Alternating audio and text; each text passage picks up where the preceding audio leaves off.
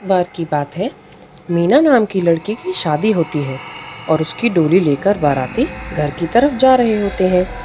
चलते चलते वो थक जाते हैं और तभी एक आदमी बोलता है। अरे ताऊ, कैसे करे है?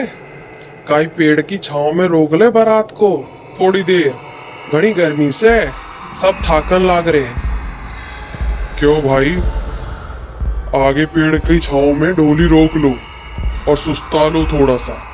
पानी पीनी पी के फिर चालेंगे।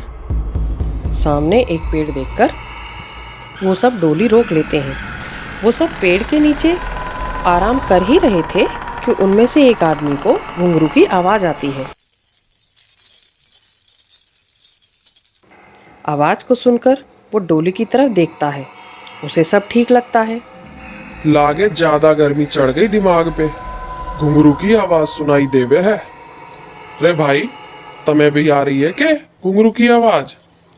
रे पागल है के? तेरे दिमाग पे गर्मी चढ़ गई। जा पास के कुएं में जाके मुंह हाथ धो ले।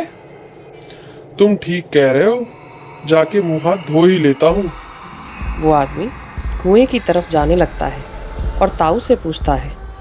रे ताऊ, मैं जरा मुंह हाथ धो लूं, तब में ते काइये चलना हो तो चल सके मेरे गैल। ना ना, तू जा और जल्दी होके आ। घर पहुंचते पहुंचते शाम हो जाएगी। तभी वो आदमी उस कुएं के पास जाता है। कुएं में मौजूद चुड़ैल उसे अपनी तरफ आता देख के बड़ी खुश होती है। वो आ रहा है, आज तो इस कुएं से बाहर निकल के रहूंगी, बस ये आदमी मेरे जाल में फंस जाए। जैसे ही आदमी कुएं के पास पहुंचता है, तभी वो चुड़ैल घुंघरू की आवाज फिर से निकालती है। अरे, ये आवाज फिर से सुनाई दे रही है। अब की बार तो ये यहीं कहीं से सुनाई आ रही है। के हो रियास है ये? वो इधर उधर देखता है। तभी चुड़ैल बड़ी मीठी आवाज में बोलती है। सुनिए जी, मैं यहाँ हूँ, कुएं के अंदर।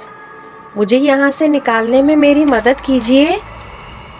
इतनी मीठी आवाज सुन के वो आदमी मंत्रमुग्ध हो जाता है और पूछता है। कौन हो तुम और इस कुएं में कैसे पहुंची? मेरे साथ कुछ लोगों ने जबरदस्ती की और मुझे मरा समझ के इस कुएं में फेंक दिया।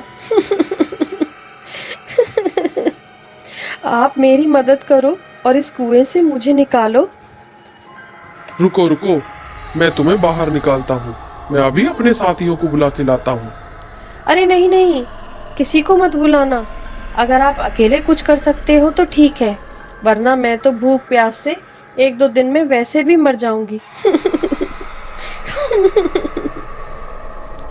अच्छा ठीक है, मैं लाग रहा कुछ करने।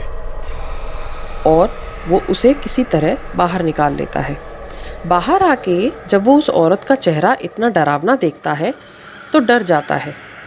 अरे, तुम्हारी आवाज तो घनी मीठी थी, लेकिन तुम्हारे चेहरे को क्या हुआ? ये मेरी चोट है जो उन लोगों ने मुझे दी। लेकिन आप यहाँ कैसे आए? मैं तो 3 दिन से आवाज़ें लगाते लगाते थक गई, लेकिन किसी ने मेरी आवाज़ नहीं सुनी। हम तो यहाँ से डोली लेकर निकल रहे थे, थोड़ा सुस्ताने के लिए रुक गए। अच्छा डोली, तब तो दुल्हन भी होगी। तो लो, ये पायल मेरी तरफ से दुल्हन को दे देना। वो आदमी चुड़ैल की दी हुई पायल दुल्हन को दे देता है। ये लो बहन, ये पायल मुझे कुएं के पास पड़ी मिली। ये रख ले, मेरे तो किसी काम की ना है, लेकिन पहन जरूर लेना। और वो लोग डोली लेकर घर आ जाते हैं। उन पायलों के साथ चुड़ैल भी उनके घर तक आ जाती है।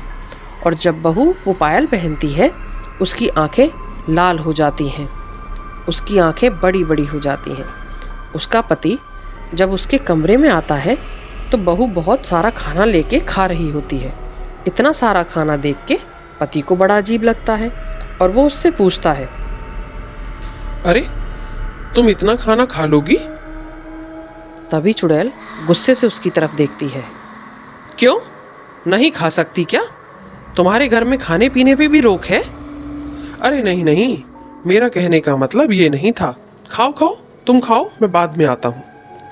पति को अपनी नई बहू का व्यवहार अजीब सा लगता है और उसकी आंखों से डर भी लगता है। अगले दिन उसकी सास आती है और बोलती है, अरे बेटी, तैयार हो जाओ, मंदिर जाना है पूजा के लिए। मंदिर का नाम सुनकर वो गुस्सा हो गई। नहीं जाना मुझे मंदिर, अभी मेरी नींद पूरी नहीं हुई है, मुझे सोना है थोड़ी देर। लेकिन बेटी, ये तो रस्में हैं, ये तो करनी पड़ती हैं, तुम वापस आके सो जाना। नहीं, मैं नहीं जाऊंगी। ऐसा बोलकर वो अपने कमरे की तरफ चली गई। बेटा, बहू का व्यवहार कुछ अजीब नहीं लग रहा? हाँ माँ, मुझे भी लग रहा है, कुछ गड़बड़ तो नहीं है। तभी अद्दू सारतू अपनी चाची से मिलने उसके कमरे की तरफ जाते हैं। दरवाज़ा बंद था तो वो खिड़की की तरफ से झांकते हैं तो चुड़ैल बहू के शरीर से बाहर निकल के मांस खा रही होती है।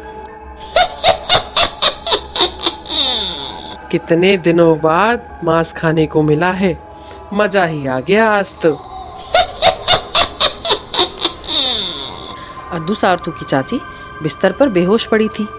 वो ये देखकर डर जाते हैं और अपनी बुआ दादी के पास जाते हैं और उन्हें पूरी बात बताते हैं। तभी बहू का व्यवहार इतना अजीब है, लेकिन अब मैं अपनी बहू को इसके चुंगल से कैसे बाहर निकालूं? कैसे निकालूं भगवान, ये क्या हो गया? तभी उसकी सास अपने पति से पूछती है, सुनिए जी, जब आप बहू को लेकर आ रहे थे तो कुछ अजीब सा या अलग तो नहीं हुआ था? नहीं नहीं, ऐसा तो कुछ नहीं हुआ। हम रास्ते में एक बार रुके, पानी वानी पिया और चल दिए। लेकिन रुको रुको, रास्ते में कुएं के पास डोली वाले को पायल मिली थी जो उसने बहू को लाके दी थी। सास समझ जाती है कि पायल के सहारे बहू के साथ चुड़ैल भी आ गई है। अब क्या करें, ये तो अनर्थ हो गया। अब मैं अपनी बहू को कैसे बचाऊं? तभी अद्दू सारतू पूछते हैं, क्या हुआ दादी, रो क्यों रही हो? अरे बेटा, बहू के साथ चुड़ैल भी आ गई है, अब क्या होगा मुझे कुछ समझ नहीं आ रहा। दादी, अगर चुड़ैल पायल के साथ आई है तो उस पायल को फेंक दो। लेकिन वो उस पायल को क्यों निकालेगी? दादी, मुझे आप दूसरी पायल दो, मैं निकलवाने की कोशिश करता हूँ। वो नहीं निकालेगी बेटा। जब उसे पता है कि उसे निकालने से उसे बहू का शरीर छोड़ना पड़ेगा तो वो क्यों निकालेगी? तो कुछ और उपाय सोचो दादी। हाँ, एक उपाय है, अगर काम कर गया तो। आज सुबह जब मैंने बहू को मंदिर जाने को बोला तो वो मंदिर भी नहीं जाना चाह रही थी। तभी अद्दू सारतू दादी का उपाय सुनकर अपनी चाची के पास जाते हैं। चाची चाची, देखो, हम आपके लिए गिफ्ट लाए हैं। गिफ्ट? अरे वाह बच्चों, अभी तक किसी ने कोई गिफ्ट नहीं दिया मुझे। चाची, लेकिन आपको अपनी आंखें बंद करनी पड़ेंगी। अच्छा ठीक है, लो कर ली आंखें बंद। तभी सारथू एक लॉकेट निकाल के चाची के गले में पहना देता है। अरे वाह, ये तो बहुत सुंदर है। चाची, इसे खोल के देखो। क्या है इसके अंदर? अरे चाची, खोल के तो देखो। जैसे ही चाची लॉकेट खोलती है उसमें भगवान की तस्वीर होती है और वो चुड़ैल वहीं तड़पने लगती है और उनकी चाची का शरीर छोड़कर भस्म हो जाती है। सब लोग अद्दू सारथू का धन्यवाद देते हैं। अरे बच्चों, तुम बड़े बहादुर हो, बिल्कुल नहीं डरे चुड़ैल के पास जाने में। दादी, मैं कल शाम भी चाची के पास गया था, उन्होंने बड़े प्यार से बात की थी मुझसे। जब आपने बोला कि चाची के अंदर चुड़ैल है तो मुझे लगा शायद चुड़ैल को भी बच्चे पसंद हैं और मैं बिना डरे उसके पास चला गया। तो कैसी लगी आज की कहानी? अच्छी लगी हो तो लाइक और सब्सक्राइब जरूर करना। मिलते हैं अगली कहानी में, तब तक के लिए बाय, टाटा।